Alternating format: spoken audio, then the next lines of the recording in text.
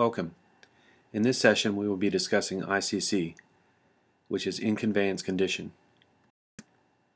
HUD, a federal government agency, underwrites many loans for homebuyers. These loans usually have a high default rate because the property or the mortgagee is considered subprime. If the loan defaults, the bank must get the property back in conveyance condition. A conveyance date is set by HUD, and this date must be met or the bank faces severe penalties.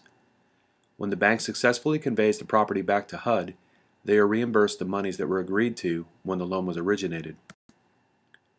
The definition of ICC, or conveyance: a property that is free of dust, dirt, hazardous materials or conditions, personal belongings, and interior and exterior debris. The property must be put in broom swept condition prior to conveyance. The cost to put this property in broom swept condition is included in the cost per cubic yard of the interior debris allowable. No debris may be present. Ensure that all rooms, cabinets, garages, outbuildings, closets, attics, and crawl spaces are free of all debris, personals, and hazardous materials.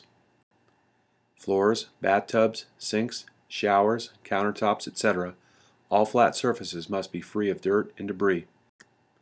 The exterior and interior of the appliances must be free of dust and hazardous materials. This includes the refrigerator, stove, microwave, dishwasher, and the washer and dryer. Although HUD requires a property to be in broom swept condition, our clients take different approaches on how to accomplish this goal. It is very important that a vendor understands the items that are required for a property to convey back to HUD. So what this means is, even though HUD requires a property to be in broom swept condition to convey, our clients don't allow us to get it into this condition at the initial visit to the property. There's a whole list of things that we must follow. ICC work orders are the most time-sensitive work orders that we deal with. The reason for this is that the banks face severe penalties if they miss their conveyance dates to get them in conveyance condition back to HUD. ICC work orders are the most common work orders to be sent back to a vendor for missing information, bids, and photos. It's really important that you pay attention to this particular module here that we're talking about, because this is the number one thing that's going to cause you problems and cause you to go back to the properties over and over. The liability that arises from an incomplete ICC report is one of the largest liabilities that a preservation vendor has. Our clients hold us personally responsible when we miss bids like mold and roofs and different things like this, and we are required many times to complete these things at our own expense. Final condition or verify ICC or ICC are found on work orders in the work order notes. Let's take a look at an actual work order to see this. Okay, let's take a look at a work order here. This work order is a final conveyance, happens to be an LPS. And we'll scroll down. And we can see the most important line on this order is final condition, verify properties in conveyance condition. And then it gives us some things to look for. In this particular work order, I also wanted to point out here's the property condition report. So a PCR report is separate from a final condition report. There's two things required here: a final condition report and a property condition report. So always look for final condition, verify property and conveyance condition, or verify ICC, or in conveyance condition. Whenever you see those, kind of focus your attention on the ICC things that you're going to be seeing in this module. Thank you. With interior and exterior debris, we must bid everything present so that it can be removed at a later date. Please make sure that all interior and exterior debris are accounted for. Take very good photos to document the type and amount of debris that is there at the property. Separate all interior debris from exterior debris on your bids. Do not put them together, and do not mix the debris bids with personal property. This must be bid separately. All interior and exterior personal property must be accounted for. Again, take good photos to document the type and amount of personal property that's left at the property. Be sure to separate the interior and exterior items on your bids. Don't put them together, and don't mix the debris bids with the personal property. These must be bid separately. The interior and exterior health hazards must be bid separately as well. Document all findings with good photos and report an accurate amount of hazards on your report. If you arrive at a property and the roof is leaking, please call from site. Many of our clients will allow us to tarp the roof for the allowable while we are there. Also provide pictures of the interior of the house, the attic space showing damage to the underneath part of the decking, and the roof itself. Provide a bid to patch and fix the roof. Provide a bid to replace the roof. Please refer to the Roofing and the Damages and Bid module for more specifics on how to properly bid everything for a roof. If there are broken windows or door openings that need to be boarded, please call from site. Some of our clients allow us to board for the allowable on the emergency items like boarding. Remember to bid and report all openings such as windows, doors, garage doors, sliding glass doors, and shed doors. Refer to the boarding module for the correct procedures and best practices. Provide good supporting documents and pictures. Unsecure pools. All pools must be reported whether they are secure or not. Measurements and pictures must be well documented. Even a boarded pool must be measured. Please refer to the in-ground pool boarding module for specifics on boarding a pool.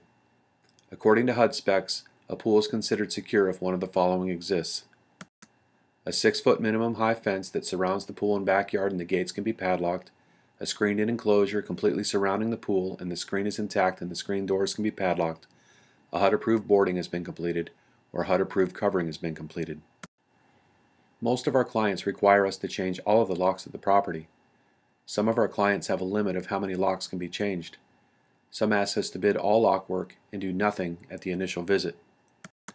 Regardless, photo documentation is required for all locks, padlocks, and garage doors, front and back door, side door, garage doors, sheds and outbuildings, gates and fences. 2 locks must be working on each sliding glass door. If a window lock is broken, 2 thumb locks are required. When completing lock work, make sure that you always use the correct key codes. A property with mold cannot convey back to HUD. Report any and all mold issues on your PCR and ICC report. Take accurate measurements of the infected area. Supply bids to remove the drywall and insulation, replace the insulation and drywall. Supply a second bid to wipe with bleach and kills the infected area.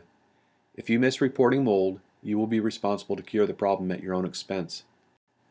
Take the time and effort to look for it, report it, and bid it accurately. Report the source of the moisture. Never assume that it is always the roof. A dehumidifier bid will be supplied by GCP for you when mold is present.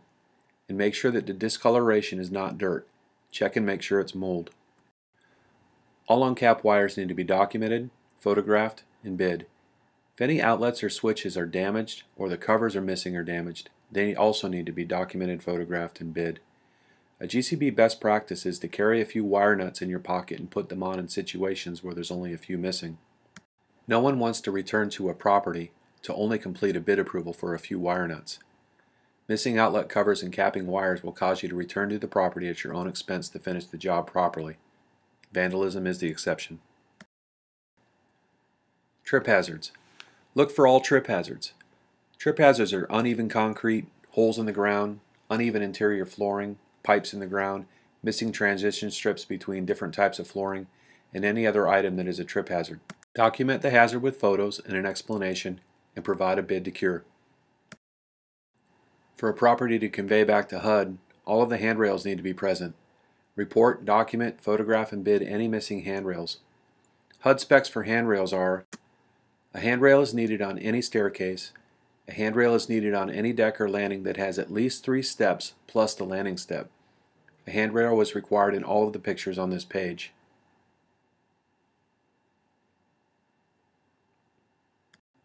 For a property to convey back to HUD, a lawn cut must have been completed in the last 10 days. Be sure to read your work order carefully. Some of our clients allow us to cut the lawn for the allowable, or BATF, if the lawn is over the allowable. Remember that all bid after the fact work is subject to a HUD-approved bid calculator. For a property to successfully convey back to HUD, the bushes and trees cannot be touching the house. Trimming trees and bushes for conveyance is not like manicuring your own house. Trim the bushes so that they are under all of the windows. In cases where the windows are very low to the ground, do not kill the bushes trying to trim them too low. Trees should not be touching the house or the roof. Vines on the house, roof, or fence should be addressed as well. All bids should be supported by clear, well-lighted photos from multiple angles to show the work that needs to be completed. Properties that have existing violations will not convey back to HUD. Look for any posted violations from the city or county. Photograph the sign and make sure that the photo is readable. Some signs are worn out and do not photograph well. In this case, be sure that you are accurately recording the information on the PCR and ICC form that you attach to the Asset Manager in PreserveSoft. If there are items at the property that you know will be in violation, please note that on your ICC and PCR form and bid as well. ICC requirements. A filled out GCP ICC form must be attached to the Asset Manager for every Verify ICC or Final Conveyance work order. There are no exceptions to this rule. A full PCR is required on every Verify ICC or Final Conveyance work order. Attach the GCP PCR form to the Asset Manager of PreserveSoft. Again, there are no exceptions to this rule. ICC jobs will have bids 99% of the time. Always supply a GCP bid form that is attached to the Asset Manager of PreserveSoft. Photos to support all bids, work, and verification of ICC items are required. There's been a lot of confusion about what you're supposed to bid or what you're supposed to eyeball estimate. So what I did is create this sheet here to differentiate the two, bids on the left, eyeball estimates on the right.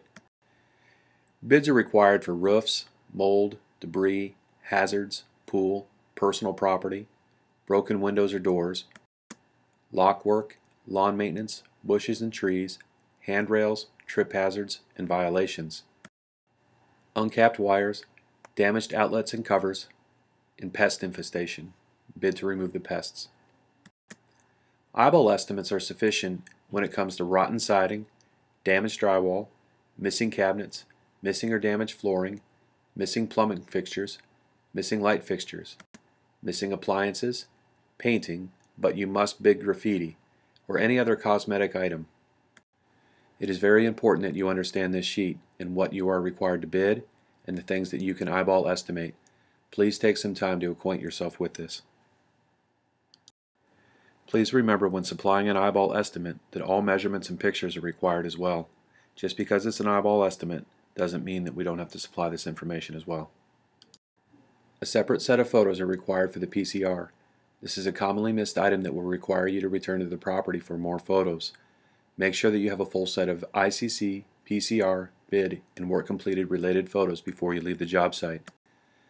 A full set of photos for an ICC job could be in upwards to 300 to 400 photos by the time you leave the job site. It's very important that you have every single photo that's required. Verifying ICC again and again. Our clients will ask us to verify ICC at the same property more than once. We are not fully clear as to all the reasons for this, but ICC is a big issue for them and they will make multiple requests of us sometimes in a short period of time. Reusing old pictures is fraud. Never do this under any circumstance. However, reusing and referring to your old PCR, ICC, and bid sheets for the second and third trips to the same property for ICC verification will save you huge amounts of time and will allow you to be accurate. Be sure to save all of your PCR, ICC, and bid forms in a folder on your computer. Label each folder by the address so that you can easily find it the next time you're at the property.